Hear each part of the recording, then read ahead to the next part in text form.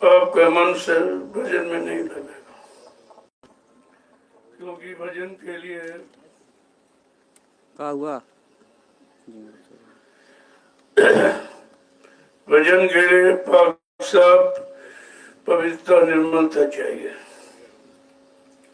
गंदगी में कोई पूजा स्वीकार नहीं होती, तो शारीरिक पूजा गंदगी में नहीं स्वीकार होती। ये भजन आत्मा जगह परमात्मा से मिले और अपने सच्चे मुकाम मंडल लोग पहुंचे। यह है मानव जीवन का असली कर्म और कर्तव्य। जब सत्संग में आते जाते रहोगे, वचनों को समझते रहोगे, जीवन में उतारते रहोगे, तो धीरे धीरे धीरे तुम्हारा मन सेवा में भी लगने लगेगा। जब तक आप सेवा नहीं करोगे तो ये मन के विकार खत्म नहीं होंगे, जो गंदगी आपने समेट के रखी है। और जब तक मन सेवा में नहीं लगेगा, भजन नहीं करेगा, क्योंकि ये एक सीढ़ी बनी हुई है। पहले सत्संग करो, फिर सेवा करो, फिर भजन करो। ये तीन रास्ते मन को कंट्रोल नियंत्रण में करने का। जब तक हम इन तीनों आधार को समझोगे नहीं, तब तक ऐसे आपका कोई काम नहीं बनेगा। इस शैतान मन को रोकने के लिए, भोगों से हटाने के लिए, और किसी तरह ये गुरु वचनों को पकड़ ले और चल पड़े, तो ये सारा काम आपका आसान हो जाएगा। है तो बहुत कठिन, लेकिन अगर वचनों को समझ लिया और सत्संग वचनों को संभाल कर रखकर उस पर विचार करने लगे, तो विचार करते करते करते फिर ये मन सेवा के लिए मतलब इच्छुक होगा। जब सेवा में जैसे लगा, गरुड़ गुमान घमंड उतरा और अन्य भजन में लग जाएगा। ऐसे आपको हो कि एक बार की मतलब हम कर ले तो नहीं कर पाओ। और ये तीनों काम केवल यही होते जहाँ बैठे हो। अभी आप ये कार्यक्रम करके आए हो लखनऊ का, वहाँ केवल सत्संग ही था, सेवा नहीं थी। छोटी मोटी सेवा थी वो मतलब, और वहाँ भजन भी लोग नहीं कर पाते भीड़ भाड़ में। बच्चे अच्छे लेके आए और तो सर्वा किए तो भजन नहीं किया आपने। लेकिन ये 88,000 ऋषियों की तपोभूमि है जहाँ बैठो। उन्होंने तपस्या करके इस भूमि को पवित्र बना दिया। अब आपको जमीन का शोधन नहीं करना है, जमीन तो आपको मिल गई, अब इस पर अपना काम बनाना है। काम यह है कि मन को रोकना है और शब्द से जोड़ना है, यानी भजन में लगना है। ये जितना भी आपसे कराया जा रहा सब भजन के लिए कराया जा रहा। किसी तरह से मन भजन में लग जाए तो तुमको कितना दौड़ाया जा रहा है, यहाँ चले आओ, वहाँ चले आओ, ये सत्संग वो सत्संग, इसका उसका, ये सब आपको, लेकिन निशाना एक ही है कि भजन का। क्योंकि असली कर्म कर्तव्य तो जीवात्मा के कल्याण का है। अब ये मन बहुत दिनों से शरीर में लगा हुआ है, क्योंकि शरीर उसके रहने का स्थान है, तो अपने स्थान को सभी लोग मजबूत करते रहते हैं। लेकिन वो इतना फंस गया है कि निकल नहीं सकता है। उसके निकलने की बस की बात नहीं है।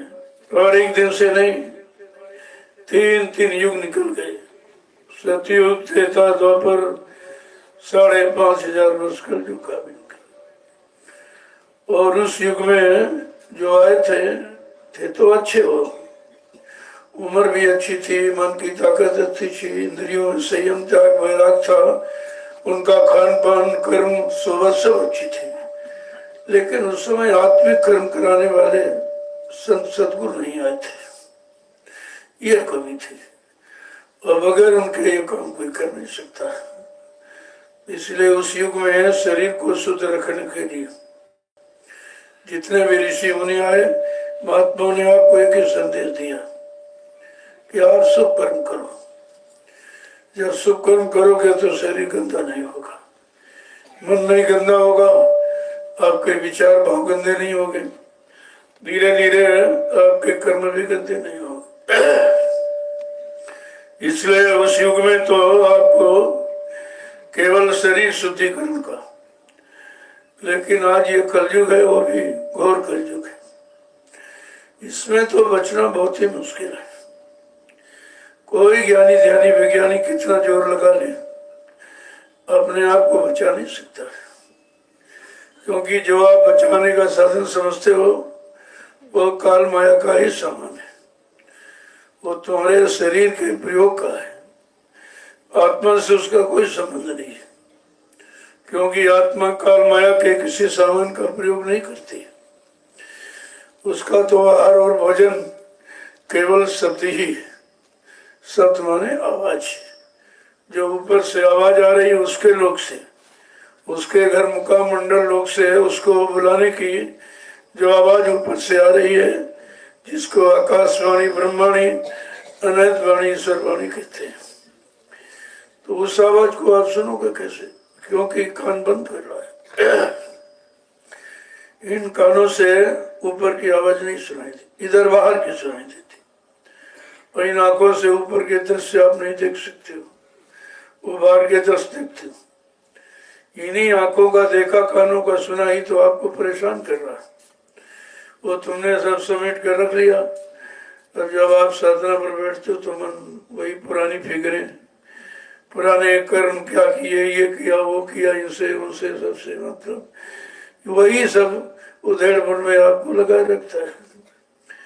और ये मन वस्तुता ये तो काल का एजेंट है, उसी काल की तरफदारी करता रहता है और आपको उसी तरफ घसीट के ले जाता है।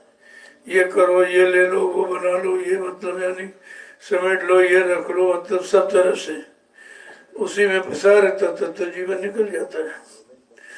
क्योंकि जीवन तो कम नहीं होगा इसे, वो तो रोज का रोज चल ही रहा। रात और दिन, सुबह और शाम, बस मतलब इसी में तुम्हारा जीवन जा रहा है। तुम ये नहीं समझ पा रहे सुबह शाम रात ही नहीं है, ये हमारा जीवन खत्म हो रहा है। हमारी विश्वासों की पूंजी अनमोल, वो भी सब खत्म हो रही है।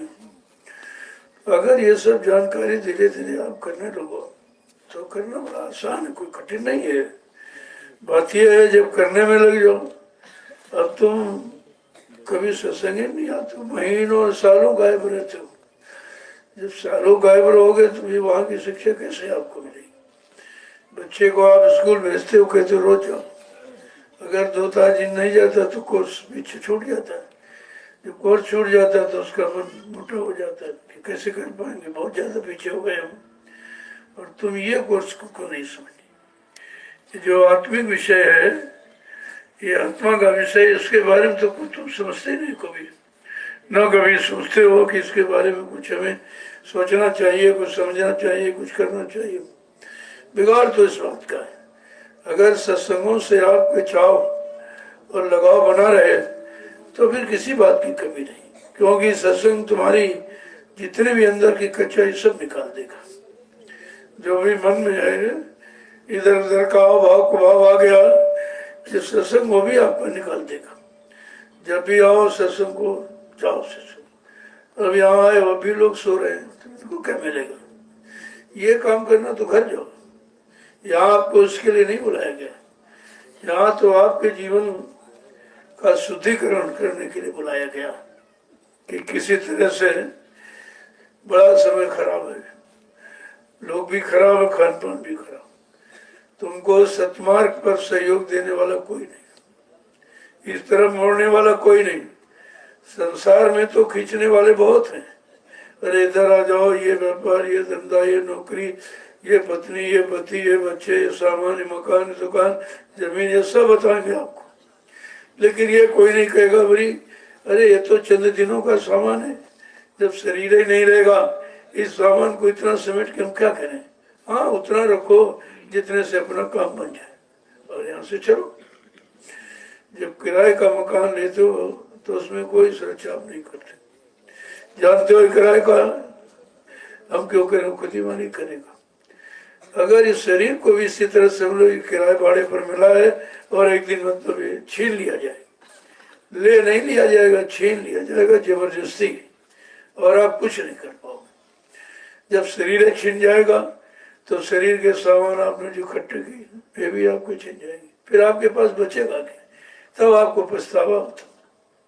मन पछताई हो अवसर बीते, ये समय मौका मिल जाएगा, ऐ मन तुझे पश्चाताप भी करना पड़ेगा, लेकिन उस पश्चाताप से कुछ काम होने वाला नहीं। समय निकल गया, फिर पश्चाताप करने से काम नहीं बनेगा, रोने धोने से काम नहीं बनेगा।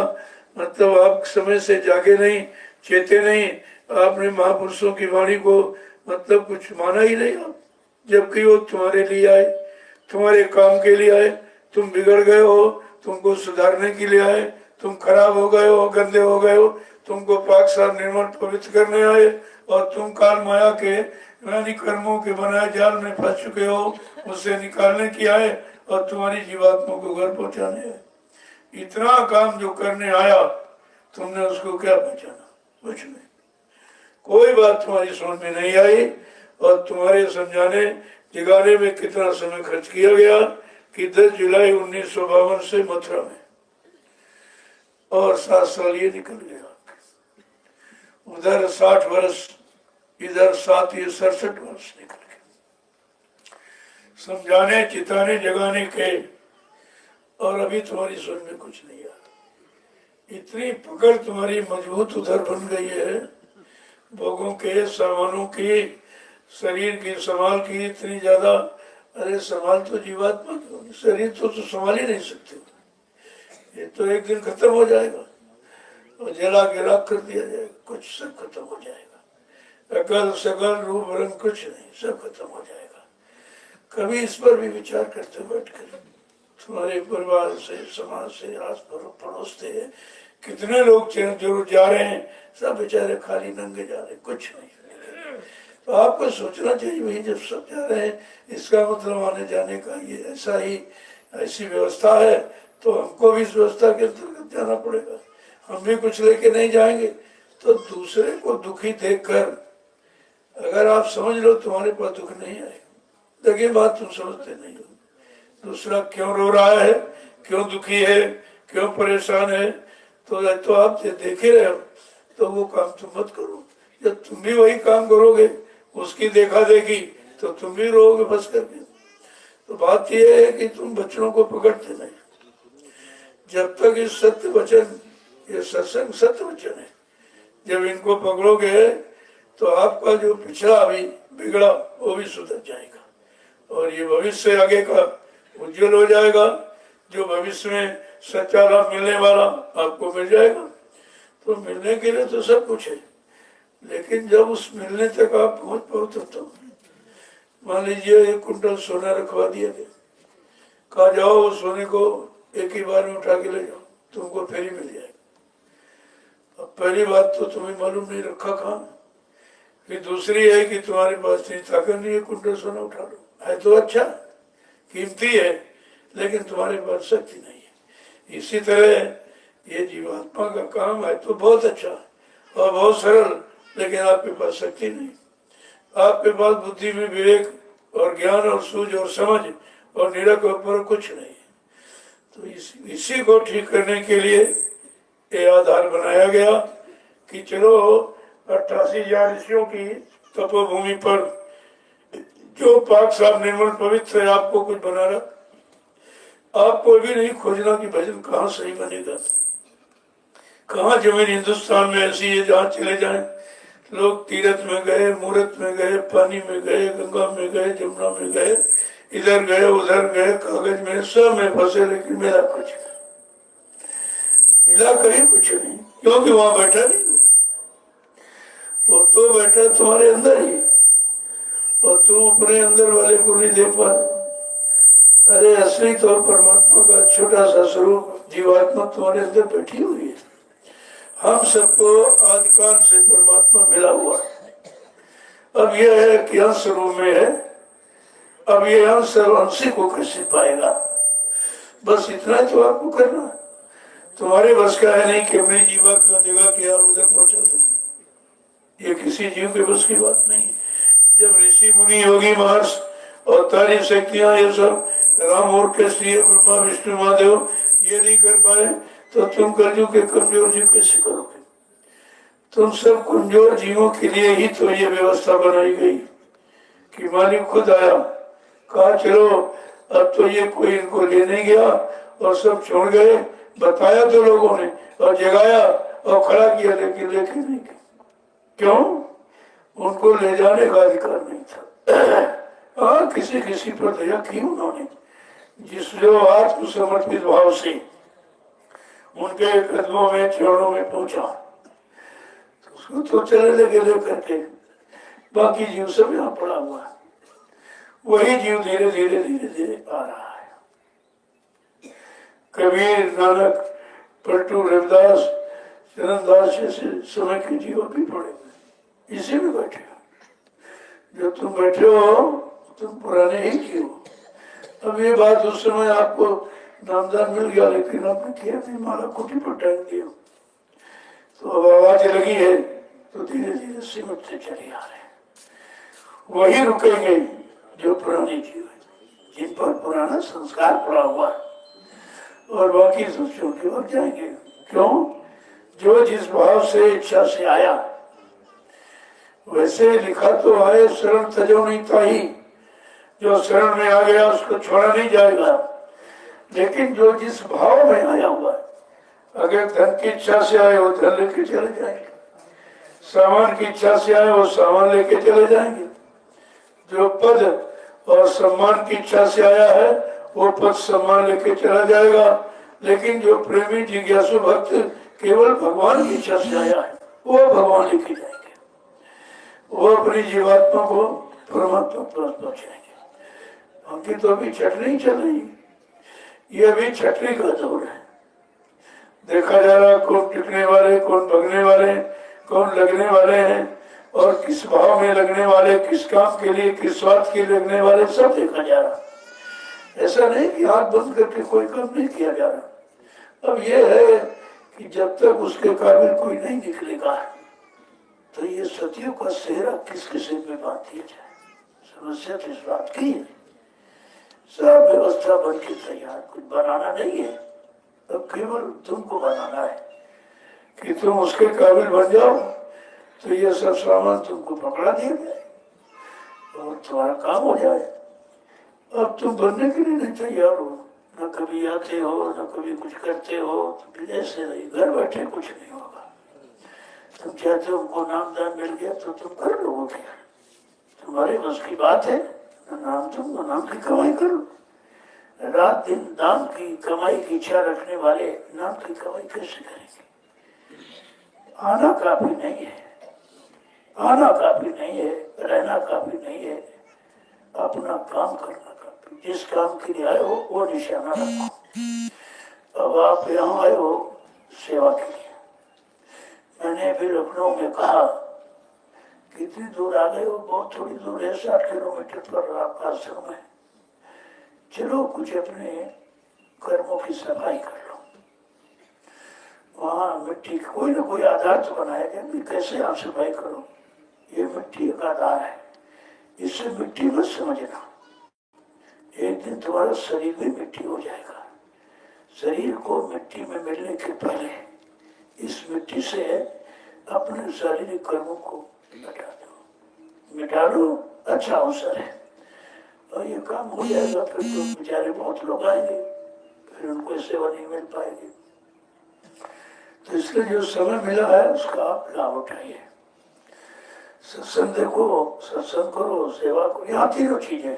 सत्संग भी आपको मिल रहा है और ये सत्संग वहाँ नहीं था। जहाँ आप सुन के आए हो वो तो आम सत्संग था।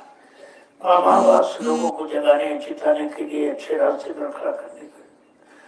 और तुम लोगों को खास सत्संग मिल रहा कि हमारा काम होगा कैसे। बहुत युग निकल गए यहाँ फंसे हुए जीवात्मा को, और बेचारी रो रही चला रही, कुछ सुनने वाला नहीं, उसकी आवाज को कुछ सुनने वाला है ही नहीं, क्योंकि वो कान नहीं है। अगर जीवात्मा का कान खुल जाए तो उसकी स्पष्ट आवाज सुनाई देगी। बल्कि जो नरकों में पिटाई जो मार लगते उस समय चिल्लाते वो भी सुनाई देता है। कैसे कैसे दो जग नरक बना रखे गए कि तुमने संत वाणी गुरवाणी गुरवचन नहीं माने और उनके अनुसार आपने कोई काम नहीं किया, तो चलो तुम्हारा वास उस नरक में होगा। अब वो संत महापुरुष देख रहे हैं, उनकी आंख खुली है, वही आपको यहाँ समझाते हैं कि आगे बहुत पिटाई है, बहुत दुर्दशा है, बहुत दुर्गति है, उससे बचने के लिए तुम कुछ कर लो। और कर क्या लो? केवल तुम केवल खड़े हो जाओ अपनी जगह पर। अगर खड़े रहते हैं तो दया आपको वक्त मिल जाती है।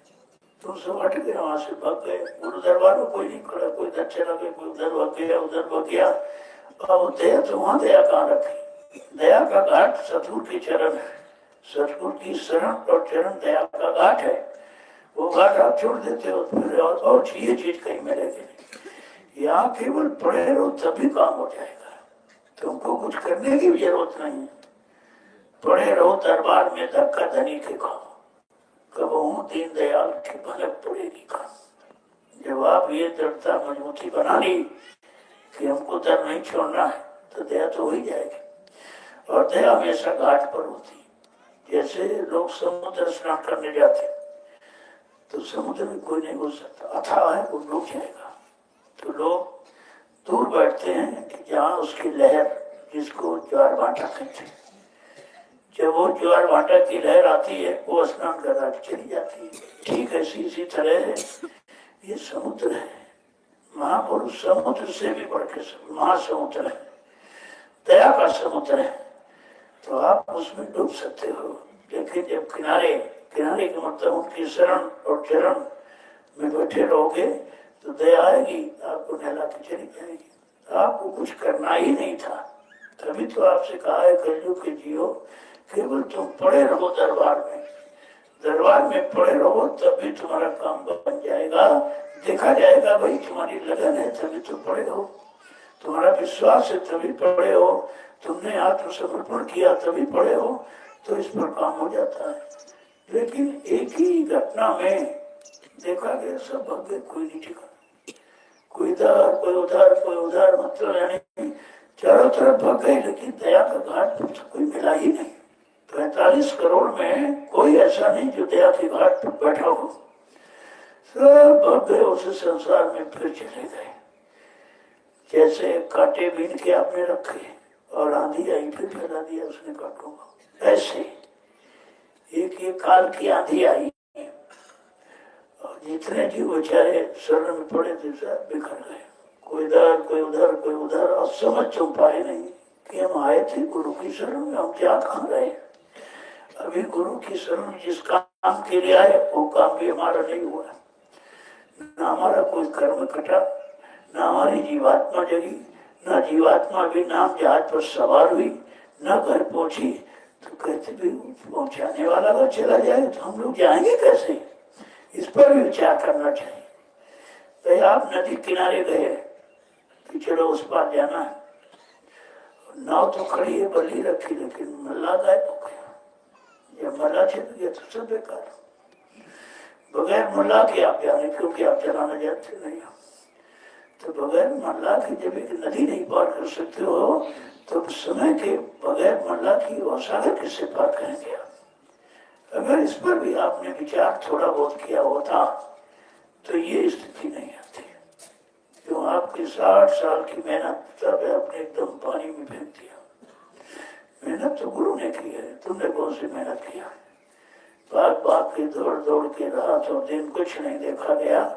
60 साल इतनी मेहनत इस हिंदुस्तान की धरती पर किसी ने नहीं की। इतनी बड़ी हमदर्दी लेकर कोई आया ही नहीं।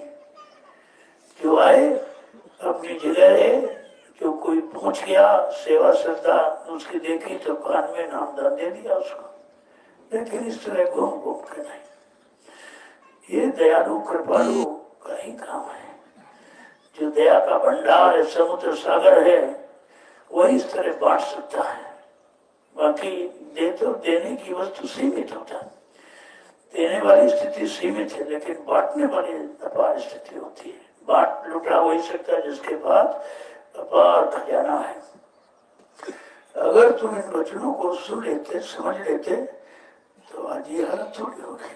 ये गुरु परिवार जो भटक पहले थी, उसी भटक को मिटाने के लिए काम किया गया, और तुमने सुना नहीं, फिर उसी भटक में चले गए।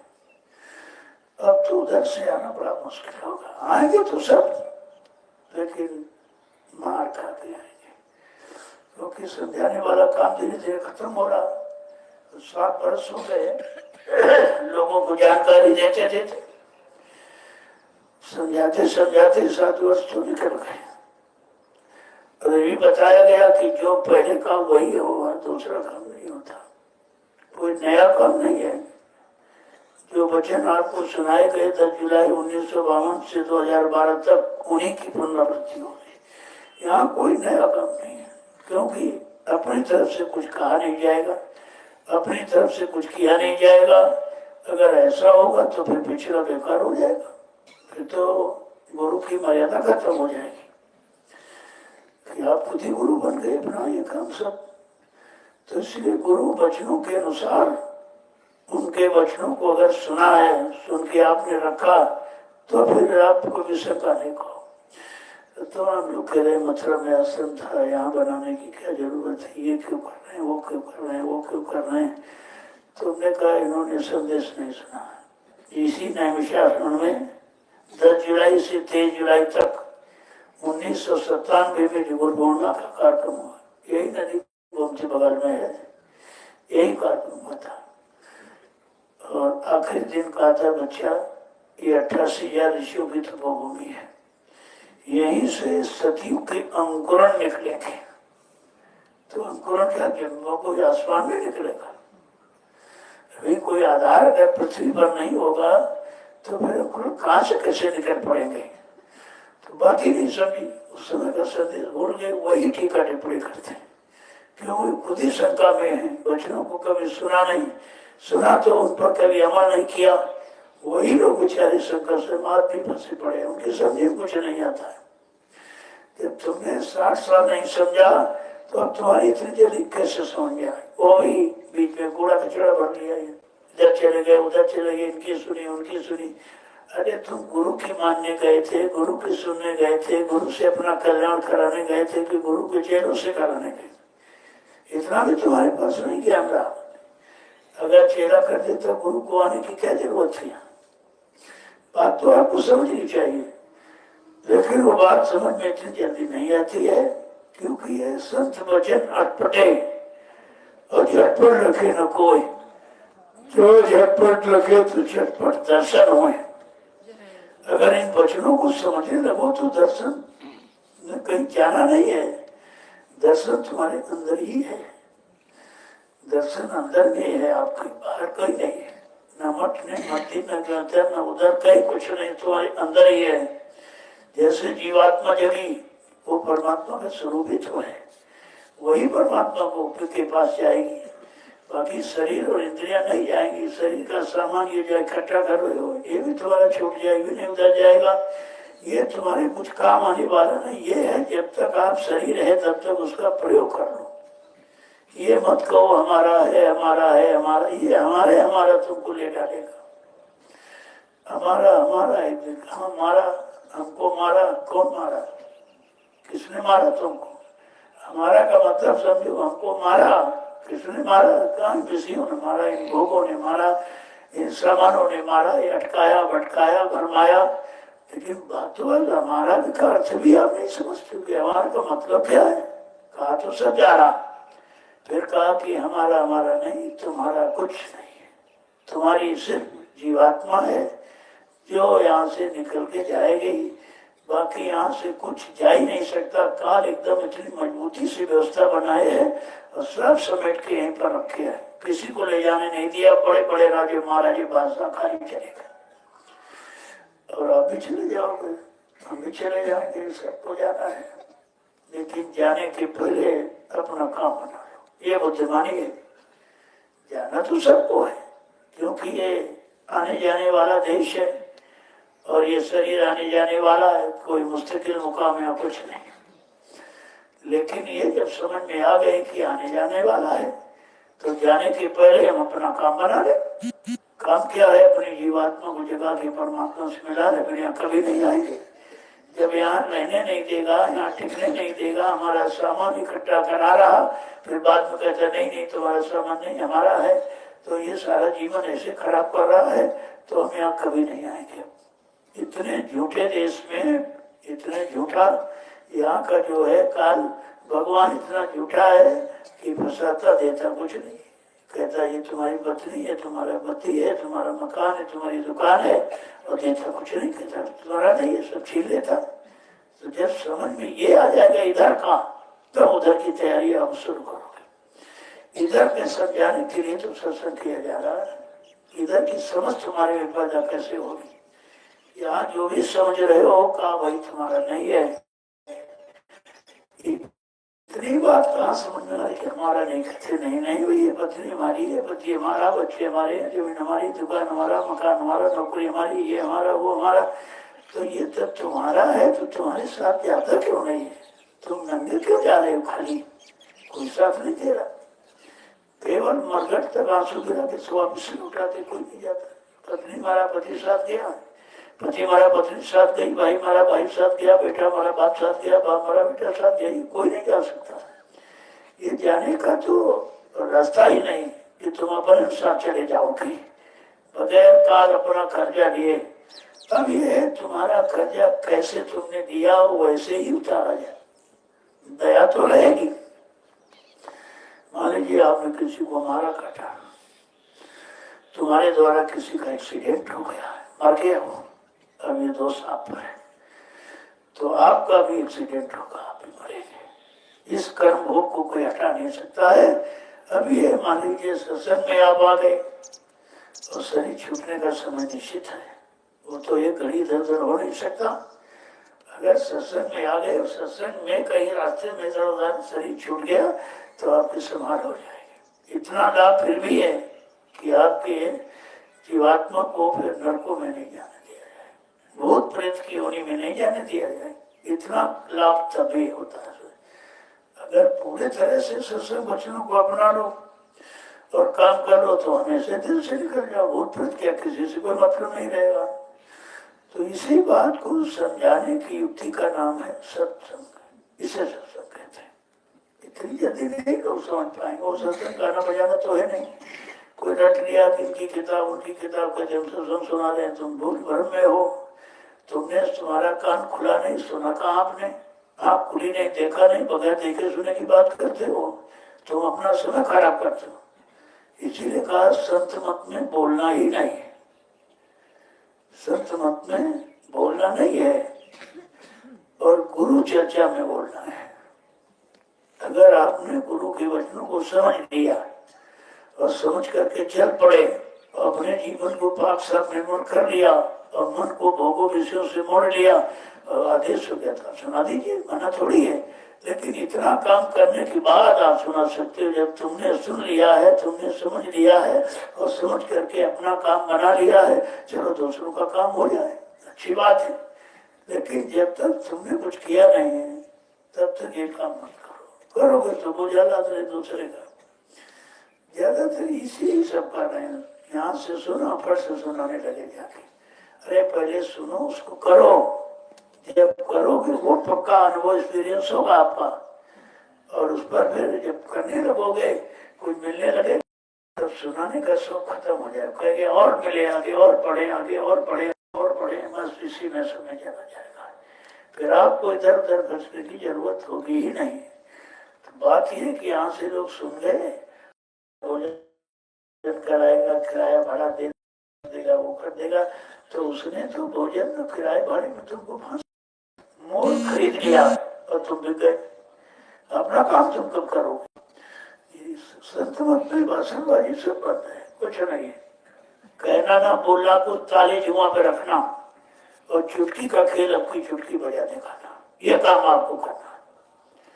चुटकी बजा दिखाने का मतलब जो काल माया ने फंसा के रखा, कितने युग निकल गए, अब भी तुम्हारा काम चुटकी बजाते करा दूंगा, क्योंकि करने वाला इतना महान है, उससे सब डरते, काल भी डरता है, माया भी डरती है, ब्रह्मा विष्णु महादेव डरते हैं, अवतारी शक्तियां डरते, ऋषि मुनि सब डरते हैं। ऐसे ये अद्वितीय शक्ति है, इसके आगे कोई टिक ही नहीं सकता। और आपको ऐसा हीरा मिल गया, तुम्हारे तो पले पड़ गया किसी तरह से, लेकिन आपने कीमत कहाँ समझी? अगर कीमत समझ लेते तो तुम्हारी वही कीमत होता है जो हीरे की कीमत है, वो कीमत तुम्हारी हो जाती है। बात समझ में आपके आई नहीं, और तो तीनों का तो काम ही है, लटकाना, भटकाना, भरमाना, हटाना, लगाना उनका काम नहीं है। तो उन्हीं के सिखाए पढ़ाई में आ गए, गुरु की सीख पढ़ाई आपने खत्म की, और दुनियादारों की सिखाई पढ़ाई बातों पर आ गए, तो आप तो बोल बरफ में हो गए। इसलिए आए हो तो कुछ कर लो, कुछ बना लो, तब जाओ। मैंने कहा भाई 2 दिन का समय दे देना, इतने दूर आ गए हो, थोड़ी दूर और 60 किलोमीटर पर आपका आश्रम है, चलो वहां भी कुछ सेवा कर लो, क्योंकि ये सेवा फिर आगे मिल नहीं पाएगी, धीरे धीरे व्यवस्था बनती जा रही। सबसे बड़ी बात है जो आपने दिया, मैं तो मानता नहीं किसी से कभी नहीं, मैंने कोई सेवा नहीं की। एक ही बार आपसे जरूर कहा गुरु पूर्णिमा में कि आप अपने भोजन की व्यवस्था स्वयं कर लो, 2 किलो गेहूं और 25 रुपए। अपने लिए मैंने कुछ नहीं कहा, आपके भंडारे की व्यवस्था, भोजन की व्यवस्था कीजिए। वो बात नहीं लोगों की समझ में आई अब भी कि 2 किलो गेहूं की रोटी 25 रुपए खर्च होगा, तब बना आप खा पाए। आप अनाज थोड़ी खा लेंगे, पिसाई है उसमें, फिर आप रोटी सूखी नहीं खाओगे, दाल चाहिए, सब्जी चाहिए, मिर्च चाहिए, मसाले चाहिए, तेल चाहिए, लकड़ी चाहिए। इतना सामान खर्च करने पर 2 किलो की रोटी बनके तैयार होगी, तो वो तो आपकी रोटी का ही खर्चा था। मैंने कोई अपना खर्चा नहीं मांगा, मैंने कहा भाई हमको तो कुछ चाहिए नहीं, आप लोग अपने भोजन की व्यवस्था कर लो, तो जब सामूहिक व्यवस्था होगी तो उसमें तुम्हारा बच जाएगा, तो आप भी खा लोगे, 4-5 दिन रहोगे, और तुम्हारे भोजन से और लोग भोजन कर लेंगे, तो इसमें तुम्हारा परमार्थ बच जाएगा। इतनी छोटी सी सेवा में कितना बड़ा परमार्थ, और इतनी बड़ी छोटी सेवा किसी ने कभी नहीं की, क्योंकि सबको 4 अंक 5 अंक 6 अंकों की सेवा चाहिए, आपको सेवा चाहिए नहीं, क्योंकि हमारा कोई खर्चा है नहीं।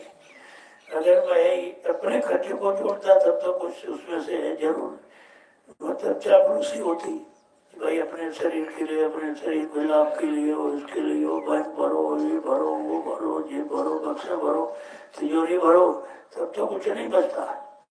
ये जो आप देख रहे हो, इधर आपकी गाड़ी कमाई है, देखिए खेतों में ये विशाल है, ये फसल आपकी गाड़ी कमाई से तैयार है, मेरा इसमें कुछ नहीं है।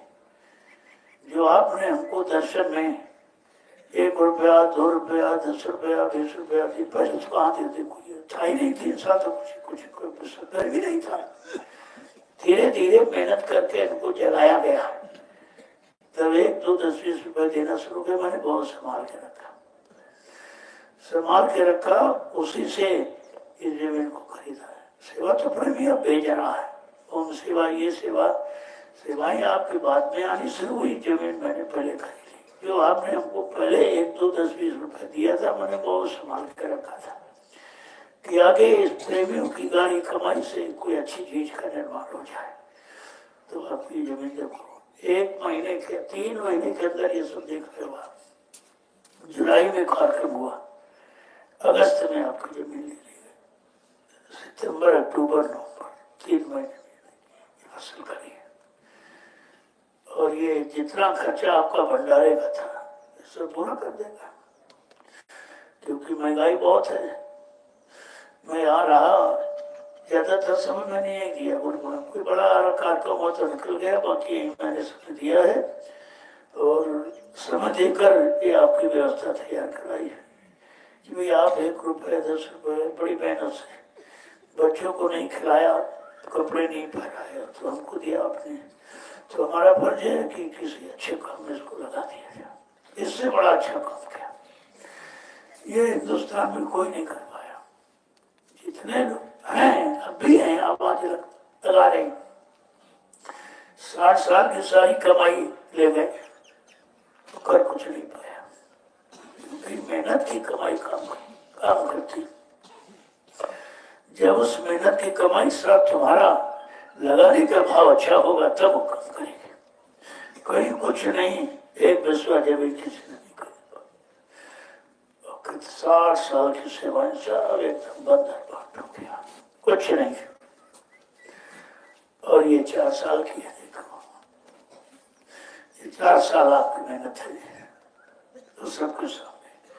मैंने कहा भाई आपने जो हमको 1 2 10 20 रुपए दिया, चलो चल के देखो तुम्हारा लगा कहाँ है, तो आपको विश्वास होगा कि हमारा सही जगह लगा हुआ है। इसलिए मैंने आपको बुलाया था कि इसको देख लो, और अगर और जरूरत समझो कि हमको लेटने की जगह, बैठने की जगह, दिशा मैदान की जगह, नहाने धोने की जगह और हो जाए तो आपकी सेवा आ रही है।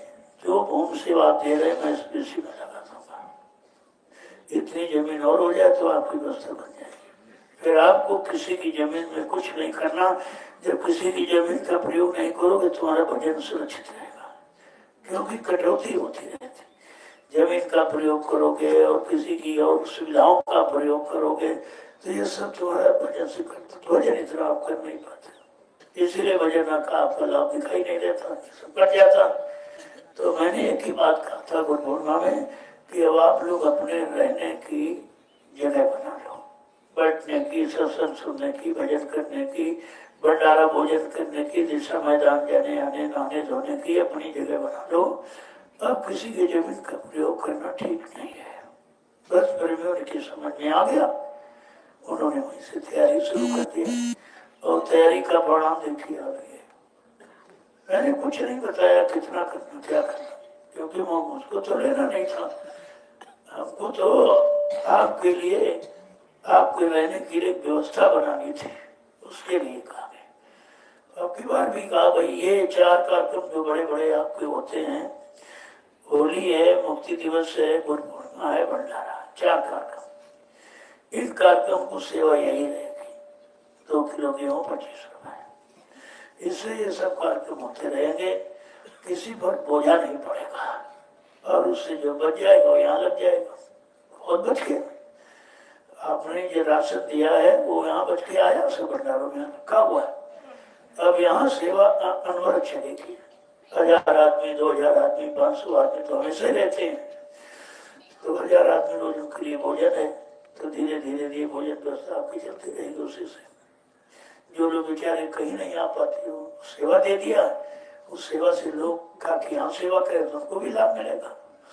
तो एक ऐसा सिस्टम बना दिया गया है, चैन सिस्टम, कि तुम करोगे तो इनको मिलेगा, ये करेंगे तो उनको मिलेगा। ऐसे आदान प्रदान करा के और सबका काम हो जाए। तो ये आधार है, ये आधार बनाया गया। और आधार एक जमीन ही है, क्योंकि जमीन पर हम आप पैदा हुए हैं, इसी पर रहना, उमर के चले जाना। आधार को कभी खराब नहीं करना। लोगों ने आधार ही खराब कर दिया तो सारी व्यवस्था उनकी खराब हो गई, कुछ नहीं बचा उनके पास। और आपको उस आधार पर लाके खड़ा कर दिया गया कि आधार पर खड़े हो जाओ और तुम्हारा ये सब काम बन जाए। मैंने एक बात और कही, आज भी कह रहा हूँ कि छोटे मोटे कार्यक्रम के लिए आप हमको परेशान मत करना। जो आप कार्यक्रम करने जा रहे हो बड़े बड़े क्षेत्रों में, क्षेत्र लोगों ने पैसा दिया, उनको आपने खिला दिया, तो इसमें कौन सा पुण्य हो गया? भाई घर में भोजन बना, घर वालों ने खा लिया तो कोई पुण्य हो गई क्या? ऐसे आपने अपने तहसील में कार्यक्रम कराया, तहसील वालों से सेवा ली, तहसील वालों को खिला दिया लौट पोट करके, तो क्या मिला? वही कार्यक्रम की सेवा अगर यहाँ ले आओ तो देखिए आप। बम्बई वालों से मैंने कहा, वो कार्यक्रम विजयादशमी का रखा था उन्होंने, हमने कहा कितना खर्च करोगे? भाई हमारा महंगा सिटी है, करीब 28-30 लाख रुपए खर्च हो जाता है कार्यक्रम में। हमने कहा अगर वो सेवा आप नियमित से लगा दो वहीं के लोगों से लेकर उन्हीं लोगों को खिलाना ये कोई पुण्य नहीं है। उसका प्रयोग तो अन्य लोग करेंगे तब, और उनकी समझ में आ गया देखो ये भव्य रथ बना के दे दिया। ये रथ बम्बई निकालो थे एक संगत, कितना भाग्यशाली हिंदुस्तान में घूमेगा। एकदम दुनिया में तहलका मच गया है कि विमान आ गया, विमान आ गया, विमान। और विमान का रूप भी उसका है। तो समझदारी से बहुत बड़ा काम कर सकते हो आप। अब सबके अंदर हमारे दरवाजे प्रोग्राम में सत्यनारायण कथा नहीं है, दरवाजे दरवाजे खड़ा रहे, इससे कोई लाभ नहीं है। राष्ट्रीय कार्यक्रम तो 4-5 होते ही है, या 5-7 जिले मिलकर कोई कार्यक्रम करा, उसमें सबको सुविधा हो जाएगी, किसी पर कोई लोड नहीं पड़ेगा। तो ये दरवाजे दरवाजे का काम बंद कर दीजिए, सत्यनारायण कथा नहीं है। वो तो जन जागरण के लिए शुरू किया गया था, तुम वहीं खड़े रहे, वो क्या है, आगे नहीं बढ़ोगे। अगर वही सारा पैसा अपने संगत का आपके यहाँ लगा दीजिए, कितने लाख लोग जिसका लाभ उठाएंगे। जब तक आते रहेंगे तब तक लाभ लेते रहेंगे, उस लाभ का बेनिफिट आपको मिलता रहेगा। इससे बड़ा कौन सा लाभ है। तो आप इस बात की जिद मत किया करो। अब उस समय नहीं है, थोड़ा समय करवट ले रहा है। और आप भी देख रहे हो कि तब से कितना अंतर है, कैसा कैसा होता चला जा रहा, बढ़ता चला जा रहा है। तो बात मान लो तो बहुत बढ़, तो भाई कहते या तो तुम लोग अपनी बात हमको मनवा लो, या हम बता दे तो आप हमारी बात मान लो। दोनों में निष्कर्ष निकाल लो कि लाभ किसमें है, तुम्हारी बात में लाभ है कि हमारी बात में लाभ है। क्योंकि आपका दृष्टिकोण बहुत सीमित होगा, हमारा और तुम्ही ने दिया और तुम्ही ने खा लिया, ये कौन सा पुण्य हो जाएगा। ये बात धीरे धीरे लोग समझ रहे हैं। राष्ट्रीय कार्यक्रम हो तो उससे जागरण होता रहेगा। बाकी जो छोटे मोटे कार्यक्रम आप चाहते हो उनको घर पर बने न करा करके आप यहाँ हो सेवा एक विशाल यानी व्यवस्था बन जाए, क्योंकि समागम विशाल होता जा रहा है। प्रेमी समझते जा रहे हैं, आते जा रहे हैं, क्योंकि वहाँ तो वो दोनों गुटों में तो उन्होंने तो कोई संगत बनाई नहीं, वो तो बनी बनाई है, वो तो गुरु की मेहनत है। वही उनके पास सब रखे जीव हैं, एक जीव किसी ने नहीं जगाया। दोनों में से किसी ने एक भी जीव नहीं जगाया, उनके बस का भी नहीं जीव जगाना है। और यहाँ सब मेहनत की गई, एक एक वहां से कैसे लाया गया। ये सत्य वचनों को दोबारा याद करा के वहीं से तो लोग आ रहे हैं, और कहाँ से आ रहे हैं, वहीं से आ रहे सब। जब 2 जगह देख लिया, समझ लिया, तब यहाँ ऐसे जब आप सामान खरीदते हो तो ये 2-1 दुकानों पर देखते हो, बाद में आप खरीद लिए तो जहाँ अच्छा होगा, सस्ता मिल गया। तो बात असली है। अब धीरे धीरे धीरे धीरे परिवार इकट्ठा हो रहा है। नया काम नहीं, कोई काम तो पुराना ही है। मान लीजिए परिवार बिखर गया, परिवार में शंका आ गई, तो परिवार को जो बिखरा उसको समेटना, शंका का समाधान करना कोई नया काम थोड़ी है। और अपने परिवार को संगठित करना ही सबसे बड़ा धर्म है, इससे बड़ा कोई काम नहीं। मैं तो वही काम कर रहा हूँ, मैं कोई नया काम नहीं करता। अब लोगों की समझ में नहीं आ रहा, क्योंकि वो स्वार्थ की दुकानें खत्म हो रही इनकी, काफी तो खत्म हो गई, धीरे धीरे सब खत्म हो जाए, कोई उधर देखेगा नहीं। जिस दिन यहाँ की व्यवस्था आपकी समझ में आ जाए कि हमारा परमार्थ का काम तो यहाँ हो रहा और हमसे कुछ लिया नहीं जा रहा और उनको कुछ चाहिए नहीं, जब लेने वाले को कुछ चाहिए नहीं, देने वाले के लिए ही लेने वाला ले रहा, तब बात तो सच्ची ही से समझ में आ जाएगी कि भाई अपने लिए थोड़ी लिया जाए, आप कर नहीं सकते हो तो आपके धन से करा दिया जाए, कहीं पर बना दिया जाए तो आपका काम है। अब आपने देखा ये सब बन गया, कहाँ बैठते आप, कहाँ आते, कहाँ संगठित होते, और यहाँ कोई एडमिशन परमिशन की जरूरत नहीं है, क्योंकि अपना निजी घर है। निजी घर में कोई कुछ भी उत्सव कर सकता है, उसके लिए कुछ नहीं। तो इसको तो बनाना बहुत जरूरी था। कल आपने देखा इस शोभा यात्रा के लिए परमिशन लेना पड़ता, लेकिन कल कुछ नहीं, कोई परमिशन नहीं था। कहा भाई नहीं नहीं, हमारा कोई आ रहा उसके स्वागत में अपना खड़े, किसी का क्या लेते, सबकी समझ में आ गया। ऐसे धीरे धीरे सब समझ में आ जाएगा। सारी व्यवस्था पहले तुम ठीक हो, तुम्हारा मन ठीक हो, तुम्हारा अगर मन ठीक हो जाए, तुम ठीक हो जाओ, तो फिर मतलब यानी खराबी क्या है? खराब तो केवल हमारा मन है, दूसरे को खराबी देख रहा है, अच्छा क्यों नहीं देखता है? तो आप ही कभी महसूस नहीं करते कि नहीं पड़ोसी नहीं खराब है, आसपास वाले नहीं खराब, कोई नहीं खराब, हमारा मन ही खराब। आपको अपने मन को ठीक करने में लगना है। अगर ये निश्चय आपने कर लिया और दृढ़ प्रतिज्ञा, तो फिर ठीक हो जाए, ये ठीक हो गया, सब ठीक हो गया, कुछ करना नहीं। आपको करना क्या है? इस पाजी मन को राजी करना है और इसको उधर से इधर मोड़ना है, बस इतना सिर्फ काम करना। अब ये जो बहुत दिनों से लगा है, मतलब यानी तो मोटा हो गया। अब मोटा सख्त तो मोड़ा नहीं है, टूट जाता है, तो उसमें मोया लगा दो। जैसे बांस को तेल लगा दो तो आप मोड़ लीजिए, मुड़ जाएगा आराम से। इसी तरह ये सत्संग वचनों का मोया मन में लगा दो, वे धीरे धीरे मुड़ जाएगा। और ये सत्संग वचन मोया का काम करते हैं, उसको पिघलाते हैं, उसकी कठोरता खत्म करते हैं। तो धीरे धीरे धीरे धीरे इसके अंदर ये होगा कि अरे हम बहुत खराब है, हमने कभी कुछ अच्छा किया ही नहीं है, तो बहुत खराब, हम क्या करें क्या करें, तो सेवा में लग जाएगा। इस सेवा के द्वारा हमारी खराबी खत्म हो जाएगी। अब सेवा में लग गया तो सेवा में जैसे लगा तो मन का गरूर गुमान घमंड सब खत्म हुआ, फट से मन ध्यान में उसमें भजन में लग जाएगा। इसके पहले आप जबरदस्ती नहीं लगा सकते। आंख बंद करके बैठ जाना, कान बंद करके बैठ जाना और माला ले लेना, ये भजन नहीं है। ये तो उस मन को रोकने की युक्ति है कि इसको किसी काम में लगाए तो चलो उधर, नहीं तो माला में लगा दो, यहाँ माला में लगा दो। उधर का सुने नहीं, कान बंद कर दो, देखे ना, आंख बंद कर लो। जब देखेगा नहीं, सुनेगा नहीं, तो भागेगा नहीं। उसके भागदौड़ रोकने का उपाय, इससे परमात्मा नहीं मिलता। परमात्मा मिलने के काबिल बनाया जाता है आपको कि परमात्मा मिलेगा कैसे? तो निर्मल मन जन सो मोहि पामे, कितना साफ लिखा कि जिन लोगों का मन निर्मल हो उसको प्राप्त कर लेंगे। बाकी किसी से रुपए पैसे से प्राप्त नहीं कर पाओगे आप। ये निर्मल मन जन सो मोहि पामे और मोह कपट छल छिद्र न पावे। बस इतना, आपको कुछ नहीं करना। हमको कपट छल और ये धोखाधड़ी बेईमानी भाई ये नहीं, इससे तो कुछ नहीं होगा। केवल मन को साफ कर लो, झाड़ू लगा दो। काम झाड़ू काहे की है? सत्संग वचनों की सेवा की झाड़ू है, इससे मन साफ होगा।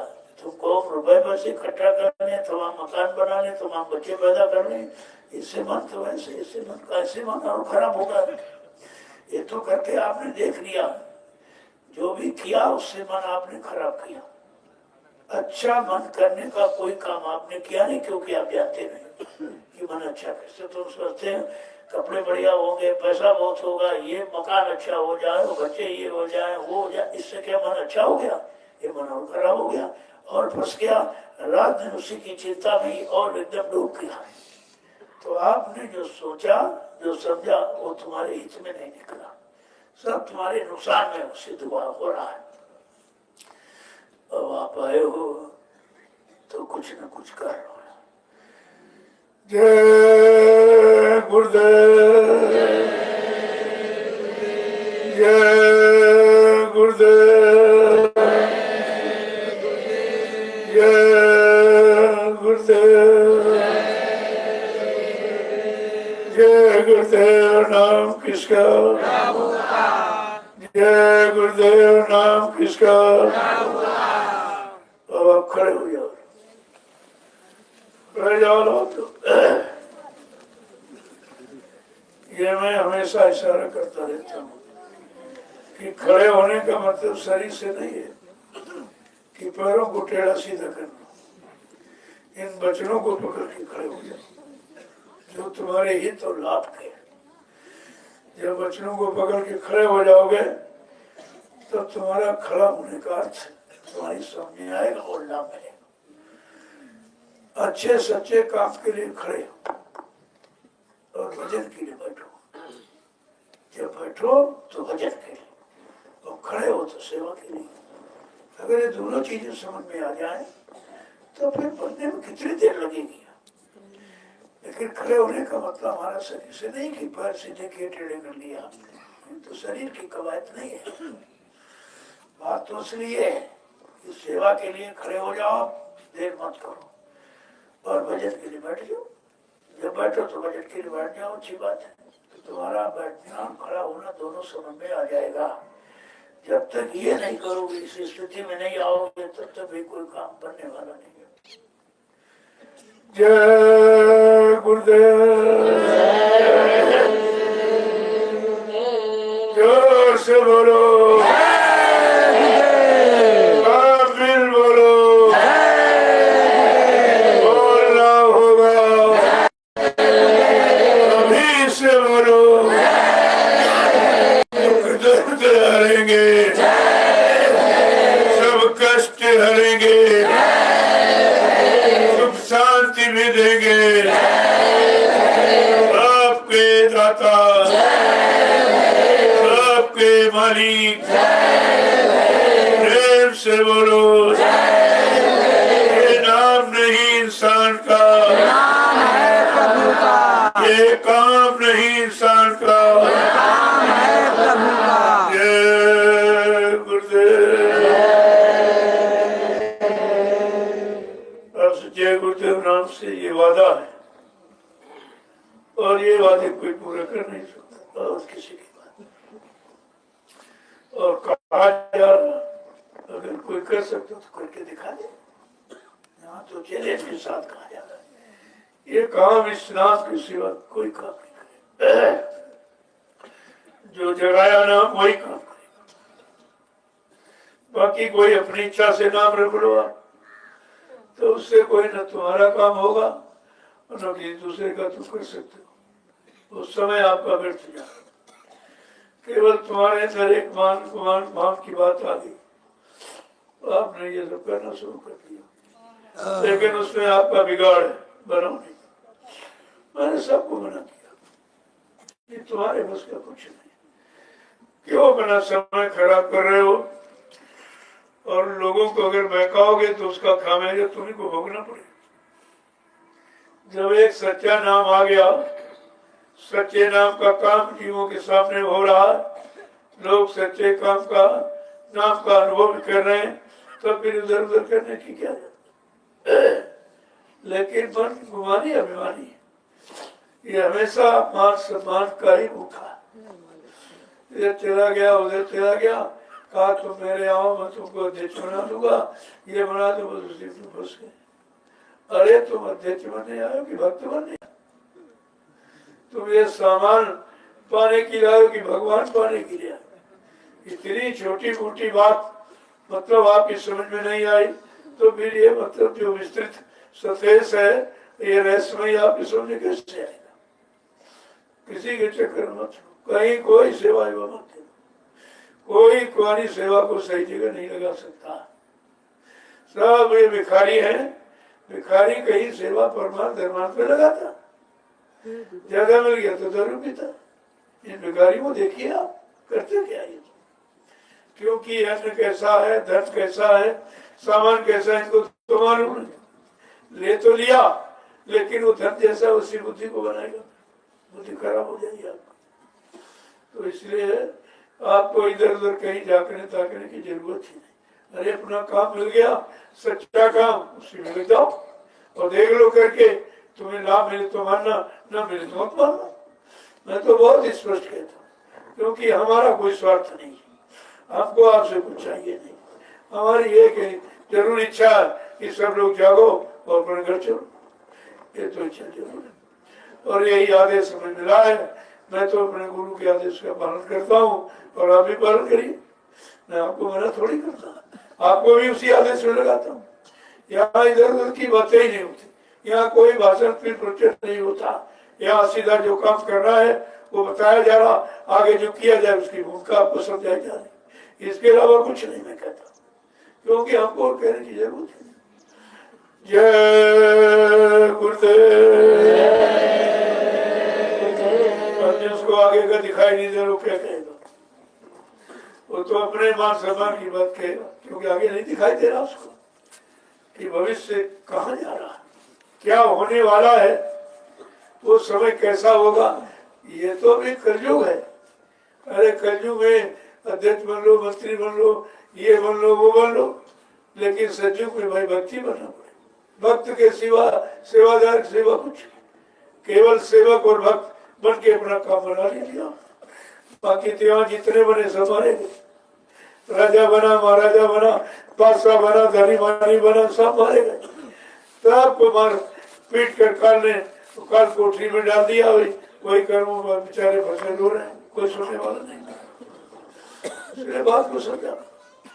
अब आप लोग सेवा में नाश्ता आपको ही मिलेगा। ये लोग जो भंडारे वाले हैं, आप केवल नाश्ता तैयार करें, तुम्हारी ये सेवा। जब तुमको यहाँ मौका मिल जाए शाम को रात में तो एक दो टोकरी डाल देना। बाकी जिसकी जो सेवा, ये कृषि वाले अपना ये खेती सब्जी फार्म है आपका सामने, जिसमें 1000-2000 रुपए रोज खर्च होते, सब आपके बचे। आपकी कमाई, जमीन में आपकी कमाई, खेती में आपकी कमाई। देख लीजिए तुम्हारी सेवा कहाँ लगी। तो आपने 1, 2, 10, 20, 50 दिया, पहले मैंने तो मांगा नहीं, तो आपने श्रद्धा में दिया, ये सामने आप पे लगा। अब इसमें किसी को कोई धोखा नहीं। और ये काम कहीं नहीं करो, कहीं चले जाओ, सबको अपनी जेब अपना पेट भरने से फुर्सत नहीं, अपना बैंक खाता भरने से, अपनी तिजोरी बक्सा, तुम्हारा काम तोड़ते नहीं। अरे भाई सब अपने काम के लिए दौड़ रहे। अपना अगर यानी काम जीवों का करना होता तो इनको अलग अलग फिरके बनाने क्या जरूरत। जब सदगुरु दयाल ने एक आधार बना दिया, एक रास्ता निकाल दिया, एक समस्या समाधान करने की युक्ति बता दी, तभी लोगों की फिरका बनाने की जरूरत। ये फिरके केवल अपने स्वार्थ के, इसमें सेवा धर्मार्थ परमार्थ कुछ नहीं। अब आपको परमात्मा ने बुद्धि दी है, आप अपना खुद सोचो कि हमारा लाभ कहाँ से होगा, और जहाँ दिखाई दे रहा उसको देखिए, सुनाया जा रहा उसको सुनो, इसके बाद करो, सब लाभ तुम्हारे पास आ गए। अब आप चलिए बेटी की सेवा। मैं भी आऊंगा, ऐसा नहीं है, भी आऊंगा। थोड़ा सा यहाँ व्यवस्था देख रहे हैं, अंदर में बैठा थोड़ी रहता हूँ, आप ही के लिए सोचता रहता हूँ क्या किया जाए, अब कौन सी व्यवस्था सरल और सुगम सस्ती बना दी जाए जिसे सब प्रेमी कर सके। यहाँ कोई जटिल समस्या नहीं, सारी जटिलता को खत्म किया जाए। ये जरूर कहा कि भाई मंत्री अध्यक्ष मत बनना है, केवल सेवादार समझ के रहना, तो ठीक है। आगे कलयुग वाला झाड़ू लग जाएंगे, न अध्यक्ष न मंत्री कुछ नहीं, सबके उस विवाद में फंसे हो। केवल अपना निशाना काम करो, मैं भी काम कर रखे, वहां भी काम कर रखे। इधर उधर की बातों में फंस जाओगे तो ये समय आपको बढ़ चला जाएगा। कितना निकल गया, बचा कितना, किसी का 50 निकल गया, 60 निकल गया, 70, अब बचा कितना। कलयुग में समय ही आपको कितना मिला, 100 वर्ष का मिला, वो भी अच्छे खान पान, अच्छे संगत, अच्छे कर्म। तब अगर गंदे खान पान, गंदी संगत, कर्म में बस गए तो 50 में खेल खत्म हो जाए। अरे जो किया सो किया, लेकिन अब मत। अब आप धीरे धीरे इस 88,000 ऋषियों की भूमि पर आए हो, आपको संकल्प लेना चाहिए कि हम लोग नशा नहीं, लेकिन हम न नशा। जो भी समय खराब चला गया, 100 पूंजी खराब हो गई, पाप कर्मों में इधर उधर, चलो अब नहीं, अब मैं अपनी बची 100 की पूंजी को गुरु के आदेश में लगा दूंगा, तो आपका काम हो जाएगा। काम की बात सोचो, दाम की बात बहुत सोचिए, दाम से क्या हो, ये तुम्हारे पर रुकेगा क्यों। ये माया किरकी भाई, चाहे जग भौरा ना हो। ये माया तो, ये लक्ष्मी तो मतलब यानी विष्णु की पत्नी तुम्हारी कैसे हो जाएगी, तो उसकी पत्नी तुम्हारी थोड़ी हो जाएगी। और इसीलिए वो माया नहीं, छाया है, और छाया की भी आंख लगती नहीं। तुम्हारी शरीर की छाया अगर आगे पड़ती तुम दौड़ के पकड़ना चाहो तो उतनी दूर वो भी दौड़ेगी, वो भी उतनी दूर दौड़ेगी, आप कभी पकड़ नहीं सकते। तो ये माया नहीं, छाया, माया का रूप तो ऊपर है। एक काल माया ने मिलकर ये सब छाया ही बनाई, और छाया किसी के हाथ रखती नहीं, किसी काम कभी आती नहीं है, तो तुम्हारी परछाई, लेकिन तुम्हारी परछाई तुम्हारे काम नहीं आएगी। इस बात को आप समझ लेना चाहिए। जय गुरुदेव, अब आप चलो सेवा में। देखो जो लोग बुढ़े पे थे थोड़ा करो। वैसे 25 टोकरी का सकल कि सबको डालिए, कुछ अभी डालो, कुछ सांप को डाल लेना। 25 टोकरी बहुत है, इतना करोगे, इतना कर लोगे आप धीरे धीरे। कुछ अभी सांप को आप कर दो, ये काम पूरा हो जाएगा। मैं सांप को ही रहूंगा, ऐसा नहीं है। मैं भी वही बैठूंगा ठंडे में, ऐसा थोड़ी तुमको लगा दिए मैं यहाँ लेट जाऊँ, ये नहीं हो रहा है। ये काम मैं नहीं करता हूँ।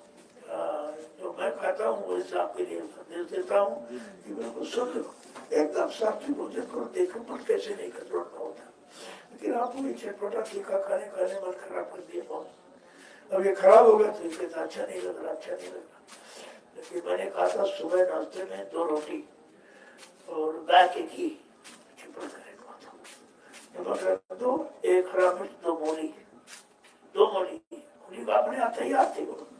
यही चलना सुबह घी, 2 रोटियां में घी लगा दो, थोड़ा सा नमक रख दो, 1 हरा मिर्च रख दो, 2 मूली रख दो, थोड़ा सा गुड़ दे दो। इससे बढ़िया भोजन कुछ नहीं।